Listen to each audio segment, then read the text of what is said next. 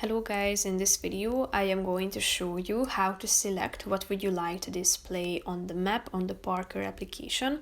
But first I just want to mention, don't forget to subscribe to my channel because at 10,000 subscribers I am going to show you my whole YouTube revenue statistics and growth strategy, how to make money online. Now let's jump into it. First of all, open the application on your phone. After that, you should tap on this settings button at the top of the screen next to the search bar. And here you can see this show section, so you can select what you would like to display on your map, such as parking zones, occupied spaces, standard space, disabled space, loading space, electric charger. So tap on the relevant buttons on the right side of the screen, and after that they will be shown on the map. So that's pretty much it for this video, guys. See you in the next one. Bye bye.